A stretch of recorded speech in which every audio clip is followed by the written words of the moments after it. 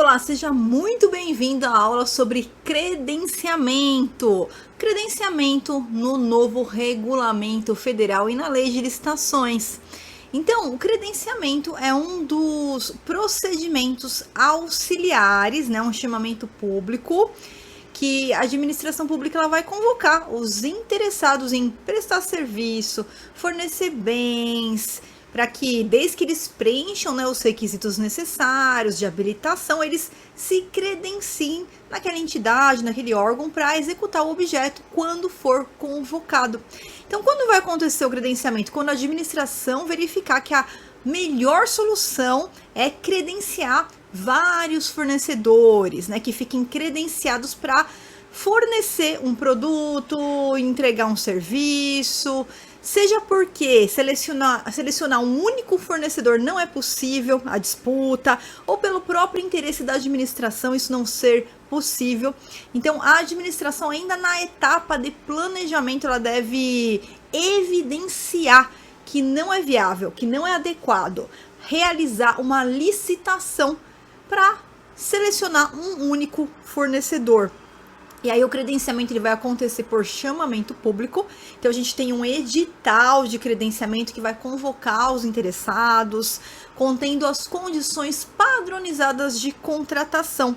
Então, como eu falei, o objeto pode ser prestação de serviço, pode ser fornecimento de bens, né? E todos os fornecedores que atenderem os requisitos daquele edital são credenciados, ou seja, não vai existir uma disputa, uma competição, tá? A lei ela traz 3 hipóteses de credenciamento, tá? Então, quais são elas? Primeiro, é paralela e não excludente. Então, a administração ela vai poder realizar contratações simultâneas em condições padronizadas quando for interessante para o órgão a contratação de vários fornecedores. Por exemplo, leiloeiros oficiais, manutenção veicular, produtores para hortifruti, produtores rurais.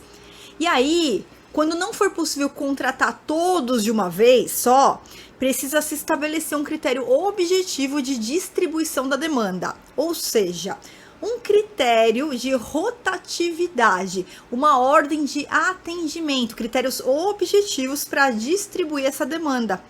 E o edital vai definir qual é o valor da contratação. A segunda hipótese é a seleção a critério de terceiros, tá? Casos em que a seleção do contratado está a cargo do beneficiário direto, de quem vai receber aquele serviço. Nesse caso, é o beneficiário direto que vai escolher quem é o fornecedor que ele quer naquele momento. Por exemplo, serviços médicos, exames de laboratório, serviços de gerenciamento, de vale alimentação, vale refeição. Então, o edital vai definir também qual é o valor da contratação, tá? E 3, mercados fluidos, casos em que a flutuação constante do valor da prestação e das condições de contratação, né, inviabiliza a seleção por meio de uma licitação. Então, mercados fluidos é onde ocorre a flutuação de valores significativo por cada período, né? Preços dinâmicos, que é o que acontece, por exemplo, na compra de passagem aérea. Foi o que aconteceu no governo federal, onde já foi feito diversos credenciamentos para compra de passagem aérea, estabelecendo que as companhias aéreas ofereceriam 15% de desconto sobre a tarifa vigente à época da emissão do bilhete, tá? Dessa forma, a administração ela registra as cotações de mercado vigentes no momento da contratação com base no preço do dia. E em qualquer dessas hipóteses, o credenciamento de novos interessados deve ficar permanentemente aberto. E o Regulamento Federal sobre o credenciamento. O governo federal, ele editou o decreto 11.878, né, de 9 de janeiro de 2024, onde ele regulamentou o credenciamento lá no âmbito, né, dos órgãos CISG, Administração Pública Federal, direta, autárquica e fundacional. E como eu falei para você, o credenciamento ele pode ser utilizado tanto para bens quanto serviços, mas o decreto ele trouxe por expresso que ele não se aplica nem a obras e nem a serviços especiais de engenharia. E é importante notar que mesmo que exista credenciados, o credenciamento ele não obriga a administração a efetivar a contratação, tá? E aí, o sistema Compras Gov.br, ele já está adaptado para efetivar o credenciamento. E ele é realizado em 5 fases, 5 etapas, tá? Que o artigo 5º determina e eu trouxe aqui para vocês. A primeira é a preparatória, depois a divulgação do edital de credenciamento, depois o registro do requerimento de participação pelo interessado, a habilitação, a etapa recursal e a divulgação da lista dos credenciados, tá? Então vamos estudar agora cada uma delas. A primeira etapa do credenciamento, então, é a etapa preparatória do planejamento. E nesse momento, como eu disse, a administração já na etapa preparatória deve já verificar a escolha pelo credenciamento. E aí precisa atender os pressupostos para enquadramento em contratação direta por inexigibilidade de licitação, conforme o artigo 74, inciso 4 da Lei de Licitações, e também ter comissão de contratação que vai ser designada para examinar e julgar os documentos de habilitação. Isso daqui são requisitos do decreto federal, tá? Ele trouxe esses 2 requisitos para a primeira etapa do credenciamento. Segunda etapa, o edital de credenciamento. E eu coloquei aqui no material de vocês a lista do que o edital deve conter, conforme o regulamento federal. E é importante indicar que o edital já tem que trazer quais são os valores que serão pagos e pode prever reajuste para as hipóteses de contratação paralela e não excludente e também a contratação a critério do beneficiário, do terceiro, tá? Sendo mercado fluido, o edital ele pode fixar um percentual mínimo de desconto sobre as cotações de mercado registrados no momento da contratação, tá? E se o credenciamento for para fornecer produtos, bens excepcionalmente e desde que justificada a necessidade, poderá a administração exigir uma amostra ou uma prova de conceito, tá? E essa exigência vai ser feita na fase de habilitação ou no período de vigência do contrato. E por fim, o edital de credenciamento, ele vai ser divulgado sempre no PNCP, inclusive as suas modificações também ficando permanentemente abertos para permitir o credenciamento de novos interessados, tá? E a impugnação ao edital? Então, o artigo 16 ele traz as condições para impugnação do edital, tá?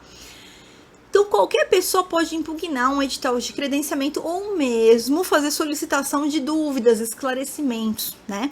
E quais são os prazos? Ó, o prazo para o interessado ir lá impugnar um edital ou pedir esclarecimento não tem prazo. Por quê? Porque o credenciamento ele fica permanentemente aberto.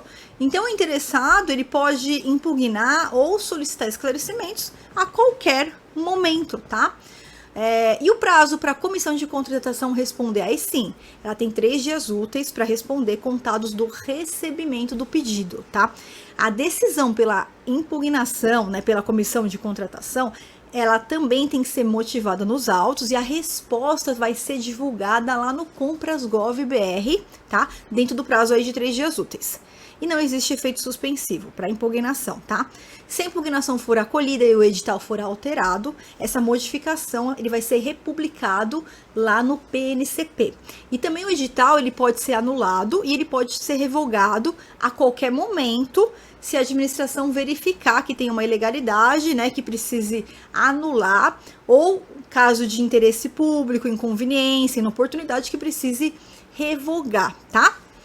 Aí vamos para a terceira etapa, que é o registro de requerimento de participação. Então, os interessados, é obrigatório que eles estejam cadastrados no SICAF e que apresentem um requerimento de participação, indicando a sua intenção em se credenciar para aquela oportunidade.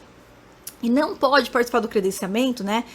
Pessoa física ou jurídica que, aí o decreto traz 2 impedimentos, que esteja impedida de licitar ou contratar com a administração, ou, né, mantenha um vínculo de natureza técnica, comercial, econômica, financeira, trabalhista ou civil com o dirigente daquele órgão, daquela entidade que está fazendo o credenciamento ou com o agente público que desempenha lá no processo de contratação né, alguma função no processo de contratação do credenciamento, ou atua na fiscalização, na gestão daquele contrato, ou ainda que dele seja cônjuge, companheiro, parente em linha reta, colateral, ou por afinidade até o terceiro grau. Então, esses são os impedimentos à participação no credenciamento, tá? Quando o interessado ele se inscreve no credenciamento, ele apresenta o requerimento de participação e isso implica que ele vai aceitar integralmente todas as condições que estão estabelecidas lá no edital de credenciamento, tá? E também tem declarações, além das declarações, né, de habilitação e demais declarações previstas na legislação e no edital, o interessado também vai declarar a conformidade do seu requerimento de participação com as exigências do edital. E ele responde administrativamente e penalmente em caso de declaração falsa. A quarta etapa é a etapa de habilitação. Então, para habilitação, o edital ele pode exigir os mesmos documentos para habilitação em licitações, ou seja, o rol dos documentos do artigo 62 a 70 da Lei 14.133. A habilitação jurídica, regularidade fiscal, social, trabalhista, econômico-financeira. Então, todo o rol de documentos, o edital vai trazer quais são os documentos para aquele credenciado.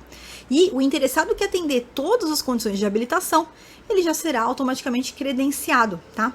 As condições de habilitação, elas precisam ser mantidas e comprovadas quando da convocação daquele credenciado para executar o contrato, o objeto, tá?